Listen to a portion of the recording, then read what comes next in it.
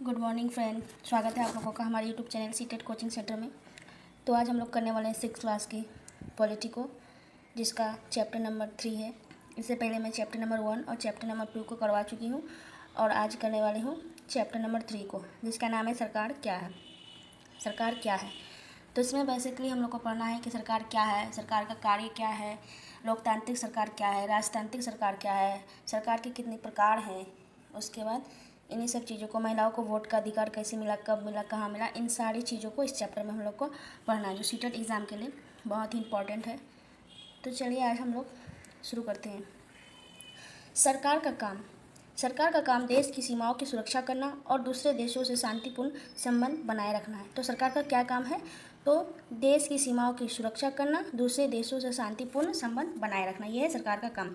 उनकी जिम्मेदारी यह सुनिश्चित करना है कि देश के सभी नागरिकों को पर्याप्त भोजन और अच्छी स्वास्थ्य सुविधाएं मिले। जब प्राकृतिक विपदा घेरती है, जैसे सुनामी, भूकंप, तो मुख्य रूप से सरकार ही पीड़ित लोगों की सहायता करती है। अगर कहीं कोई विवाद होता है या कोई अपराध करता है तो लोग न्यायालय जाते हैं। न्यायालय भी सरकार का ही अंग है। तो न्यायालय क्या है? न्यायालय भी जो है सरकार का अंग है। शायद आपको यह जानकर अचरज होगा कि सरकार इतना सब कुछ कैसे कर पाती है और सरकार के लिए इन कामों को करना क्यों जरूरी है। जब लोग इकट्ठे रहते हैं और काम करते हैं तो कुछ हद तक ऐसी व्यवस्था की ज़रूरत होती है जिसमें आवश्यक निर्णय लिए जा सके। कुछ नियमों की ज़रूरत होती है जो सब पर लागू हो। उदाहरण के लिए संसाधनों के नियंत्रण और देश की सीमा की सुरक्षा की जरूरत होती है ताकि लोग सुरक्षित महसूस कर सकें। लोगों के लिए सरकार कई तरह के काम करती है। वह नियम बनाती है, निर्णय लेती है और आपस में सीमा में रहने वाले लोगों को उन्हें लागू करती है। इन सारी चीज़ों को बताया गया है। उसके बाद सरकार के स्तर। सरकार के कितने स्तर हैं? अब आपको पता है कि सरकार कितनी सारी अलग अलग चीज़ों के लिए जिम्मेवार है। तो क्या आप सोच सकती हैं कि सरकार ये सारे इंतजाम कैसे करती होगी? दरअसल सरकार अलग अलग स्तरों पर काम करती है। स्थानीय सरकार, राज्य सरकार एवं राष्ट्रीय स्तर पर। तो सरकार जो है किन किन स्तरों पर मुख्य रूप से काम करती है?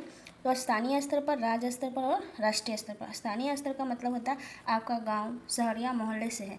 राज्य स्तर का मतलब है जो पूरे राज्य का ध्यान रखे, जैसे हरियाणा, असम की सरकार पूरे राज्य में काम करती है। उसका राष्ट्रीय स्तर की सरकार का संबंध पूरे देश से होता है। इस किताब में हम आगे चलकर पढ़ेंगे कि स्थानीय सरकार कैसे काम करती है और आगे के कक्षों में यह भी जानिएगा कि राष्ट्रीय स्तर पर सरकार कैसे काम करेगी। उसके बाद है ये मैप, इसमें बहुत सारी जानकारियाँ अलग अलग राज्य के बारे में दिया गया है, आप लोग पढ़ लीजिएगा। उसके बाद देखते हैं सरकार एवं कानून। सरकार एवं कानून। सरकार कानून बनाती है और देश में रहने वाले सभी लोगों को वह कानून मानने होते हैं। केवल यही वह तीसरा तरीका है जिसमें सरकार काम कर सकती है। सरकार के पास जैसा कानून बनाने की ताकत होती है, वैसे ही यह ताकत भी होती है कि लोगों को कानून मानने के लिए बाध्य करे। उदाहरण के लिए एक कानून है कि गाड़ी चलाने वाले के पास लाइसेंस होना चाहिए। अगर कोई लाइसेंस के बिना गाड़ी चलाते हुए पकड़ा जाए तो उसे जेल की सज़ा काटनी पड़ती है या जुर्माना भरना पड़ता है। उसके बाद है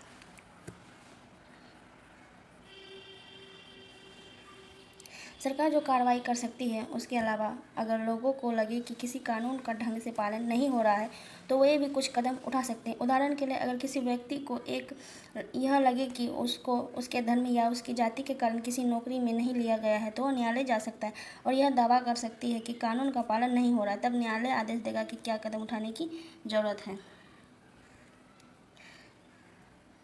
इस प्रश्न का उत्तर इस बात पर निर्भर करता है कि देश में कैसी सरकार है। लोकतंत्र में तो लोग ही सरकार को शक्ति देता है। तो लोकतंत्र में क्या कौन प्रमुख होता है? तो लोग ही प्रमुख होता है, क्योंकि लोग ही सरकार को बनाता है। लोकतंत्र में लोग ऐसा चुनाव के माध्यम से करते हैं कि वह पसंद के नेता को वोट देकर चुनते हैं।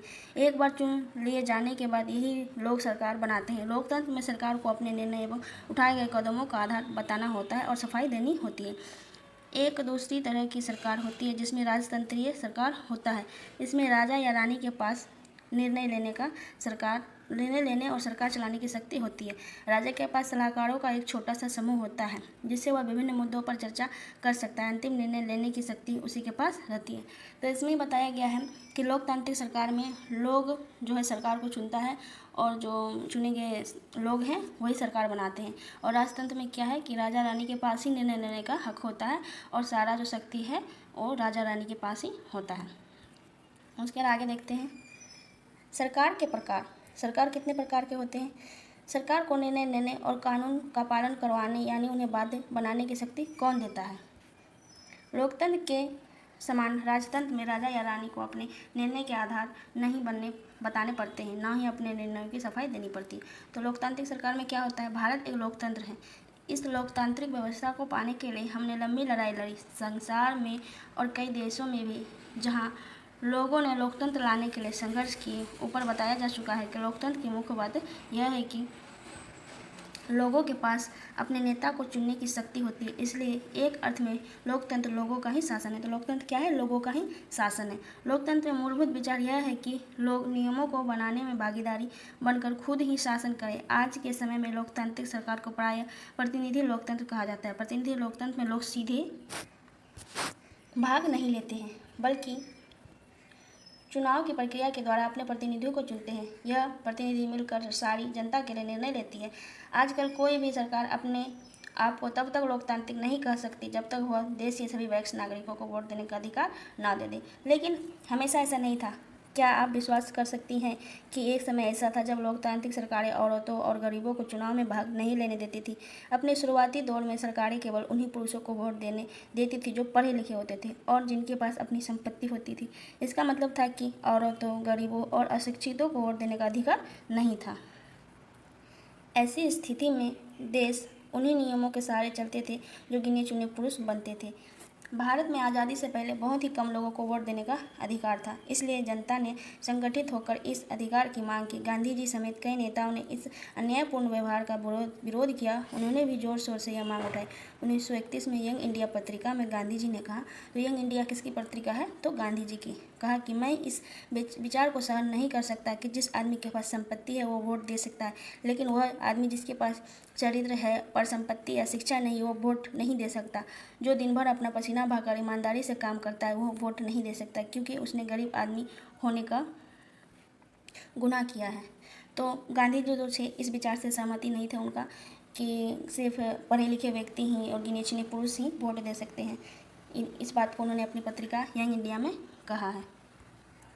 उसके बाद है, संसार में सरकारों ने स्वेच्छा से अपनी शक्ति लोगों के साथ नहीं बांटी है। पूरे यूरोप और अमेरिका में महिलाओं और गरीबों को सरकार के कार्यों में भागीदारी के लिए संघर्ष करना पड़ा। महिलाओं द्वारा मताधिकार के लिए किए गए संघर्ष ने प्रथम विश्व युद्ध के दौरान और मजबूती पकड़ी। इस आंदोलन को महिला मताधिकार आंदोलन कहते हैं और अंग्रेजी में इसे सफ्रेज मूवमेंट कहा जाता है। सफ्रेज का मतलब होता है वोट देने का अधिकार।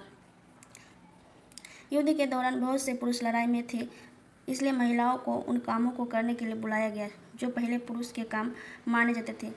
जब महिलाओं ने विभिन्न प्रकार के काम और उसकी व्यवस्था करना शुरू किया तो लोगों ने यह देखकर बड़ा आश्चर्य हुआ कि उन्होंने महिलाओं और उनकी क्षमताओं के बारे में क्यों इतनी गलत रूढ़िबद्ध धारणाएं बनाए रखी थी कि महिला ये काम नहीं कर सकती है। इस तरह महिलाओं को निर्णय लेने में समान रूप से योग्य माना जाने लगा। महिला जो है मताधिकार आंदोलन की साथियों ने सभी महिलाओं को लिए वोट देने का अधिकार की मांग की है, उनकी आवाज़ सुनी जाए। इसके लिए उन्होंने जगह जगह पर अपने आप को लोहे की जंजीरों से बांधकर प्रदर्शन किया।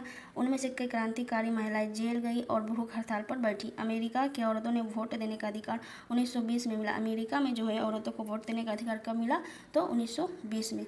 जबकि इंग्लैंड की औरतों को यह अधिकार कुछ सालों बाद 1928 में मिला। तो यह चीज़ याद रखना है कि अमेरिका की औरतों को वोट देने का अधिकार 1920 में मिला और इंग्लैंड की महिलाओं को 1928 में मिला।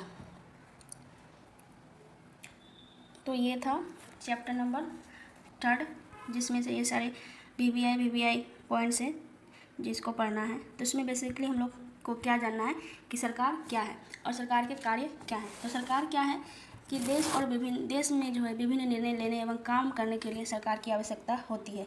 किसकी आवश्यकता होती है? सरकार की आवश्यकता होती है किसी भी देश को चलाने के लिए। तो अभी बांग्लादेश में देख सकते हैं, अब वहाँ पे कोई सरकार नहीं है तो बांग्लादेश का क्या हाल हो चुका है। तो किसी भी डिसीजन को लेने के लिए, विभिन्न काम को करने के लिए सरकार की आवश्यकता होती है किसी देश को चलाने के लिए। और सरकार का जो है कुछ निश्चित व्यक्तियों का समूह होता है जो राष्ट्र तथा राज्यों में निश्चित काल के लिए तथा निश्चित पद्धति द्वारा शासन करता है। और इसमें हम लोग क्या पढ़े कि सरकार के जो है कितने अंग हैं। तो सरकार के जो हैं 3 अंग हैं, एक है विधायिका, दूसरा है कार्यपालिका और तीसरा है न्यायपालिका। और सरकार के कार्य क्या क्या हैं? तो देश की सीमाओं का सुरक्षा करना, शांतिपूर्ण संबंध बनाना, नागरिकों को सभी प्रकार की सुविधा प्रदान करना, प्राकृतिक विपदा है तो उसकी सहायता करना, कहीं विवाद हो या फिर अपराध हो तो उन लोगों को न्यायालय में न्याय दिलाना। और न्यायालय जो है वो सरकार का ही अंग है। इस चीज़ को याद रखना है कि न्यायालय क्या है, वो भी सरकार का ही अंग है।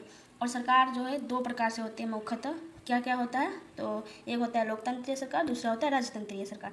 लोकतंत्रीय सरकार में होता है तो लोग चुनता है अपना प्रतिनिधि और वह सरकार बनाता है, मतलब लोग चुनाव के माध्यम से अपनी पसंद के नेता को वोट देकर चुनते हैं तथा यही चुने गए लोग सरकार बनाते हैं। और दूसरा होता है राजतंत्रीय सरकार। राजतंत्रीय सरकार में राजा या रानी के पास निर्णय लेने का, सरकार चलाने का शक्ति होता है। और लोकतंत्र में क्या है कि सरकार को अपने निर्णय एवं उठाए गए कदमों का आधार बताना पड़ता है और सफाई देना पड़ता है जनता को।